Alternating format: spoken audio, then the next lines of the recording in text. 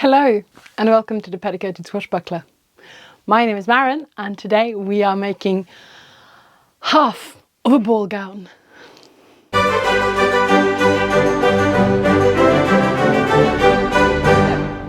We are preparing for a new adventure, a new ball, and this time it's a Victorian ball in Bath in early May, and the ball kind of time period that we're supposed to be dressing from is what's called the first Bustle period, so from 1868 to 1876. And I need a ball gown because I have nothing to go between those 2 years. So that's what I'm going to be making. But Isabella Pitcher of Prior Retire, who's organising the event, she has also said on her website that they are going for high levels of authenticity in the dressing of people at this ball. So I thought, wouldn't it be fun to look at what was authentic for a Victorian ball? And the Victorians really loved their balls. You could have like a small private ball in someone's living room, or you could have a bigger private ball in someone's ballroom. If you're thinking of the Netherfield ball in Pride and Prejudice, I know that's before the Victorian period, but that's the sort of ball you could throw in your ball, your ballroom. But you could also just throw a ball in your living room. That was quite common. You just invite your friends and family, have dinner, push the chairs to the sides of the room and dance in the middle.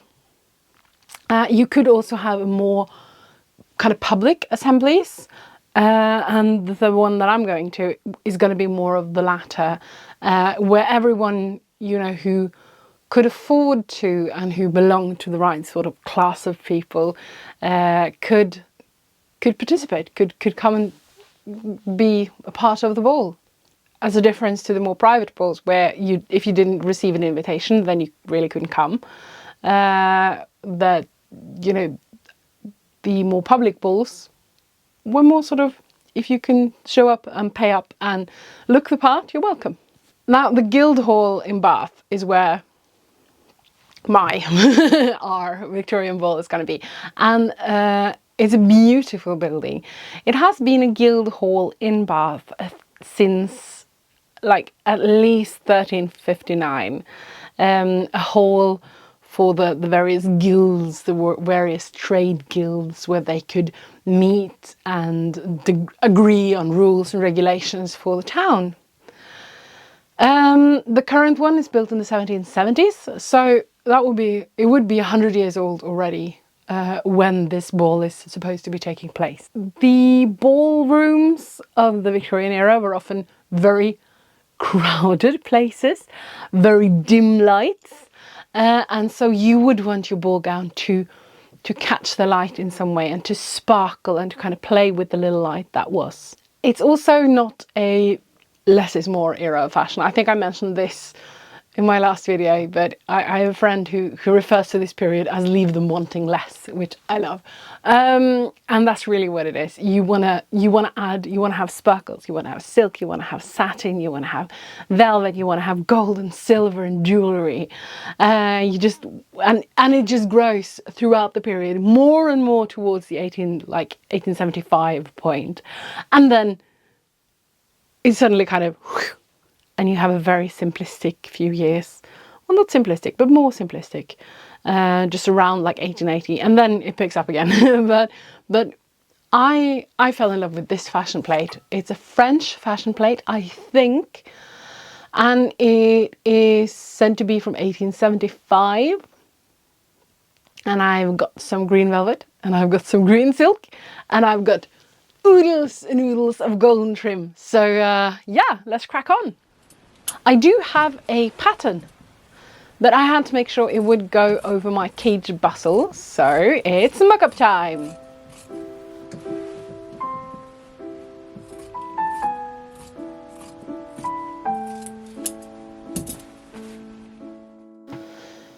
To make sure it would go over my bustle, I used the biggest size, so I had to size it down a little towards the waist.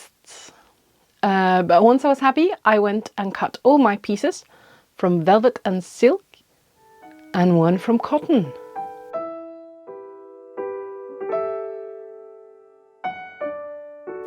You see, most of the front will be covered by 2 aprons.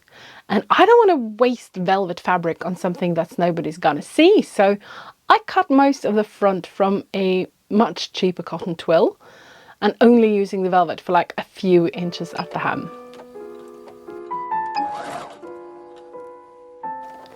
I stitched the front and side fronts together and hemmed those pieces.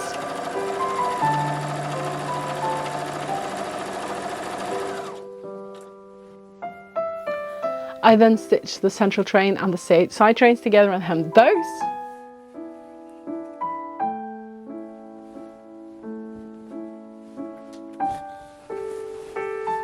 I hemmed the side back panels.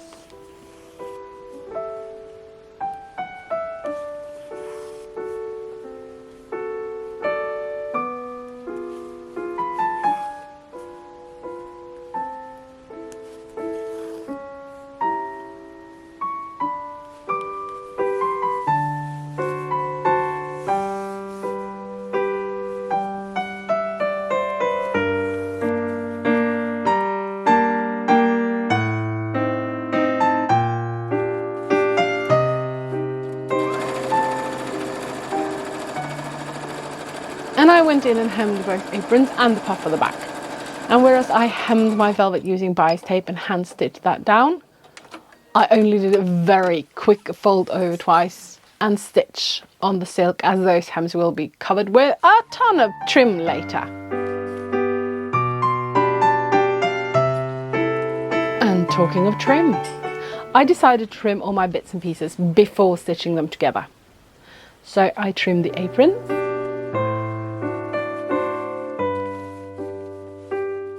the back, and the side back panels. I made them different, one with ruched silk and one with just strips of trim. As far as I can see, most dresses were fairly symmetrical, but I just think the dress looks so much more interesting this way. And also, it's really hard to tell from the fashion plates, as they only show one side. With all my pieces done, or as done as I could make them, I stitched the aprons to the front and sides. They are pleated to create like elegant swags of fabric across the front of my dress. I then attached the side back pieces. I also included a pocket in the right hand side, as I need somewhere to carry my phone and keys and stuff.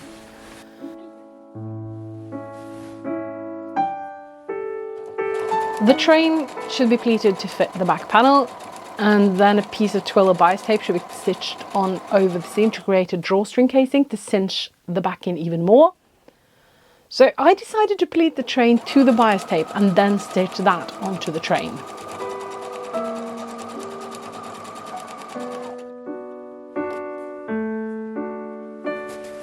And this was not easy.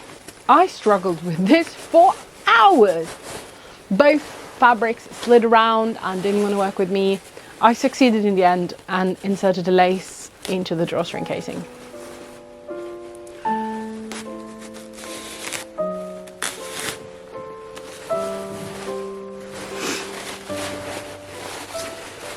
As you can see, the back is interlined with netting to give it even more body and poof. Finally, I could stitch the back to the side backs. I made a small opening on the left side to be able to get in and out of the skirt.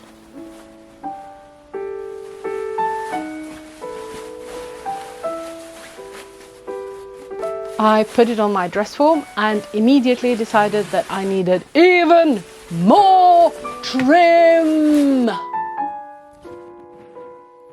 I tried to stitch it on with machine, but that was such a nightmare. The skirt is now very heavy and so very slippery.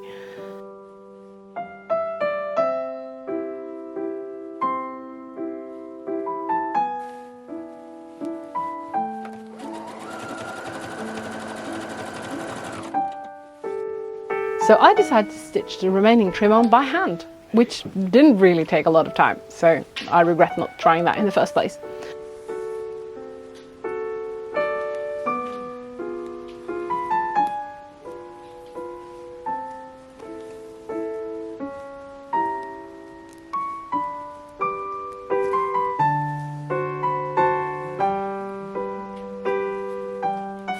And then it's time for the waistband.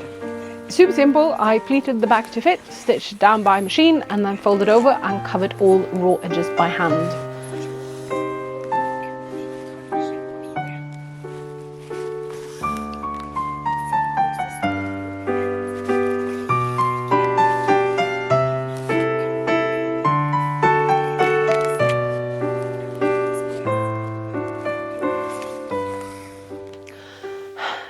I need to get some closure in my life, or more specifically for the skirts. So for now, I'm just going to use pins. I'm going to go out and buy some closures later. But did you think we were done? Oh no! There is one final thing we need to do. The back poofs need to be a lot more ordered. So I cut 3 pieces of ribbon, all about 26 inches each, and these get tacked to the waistband, the drawstring casing, and to a couple of points in between on the poof.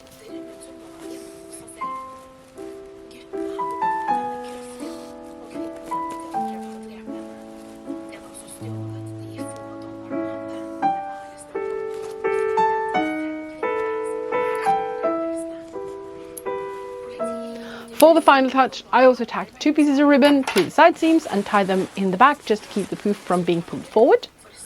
And with that, half of my ball gown is done!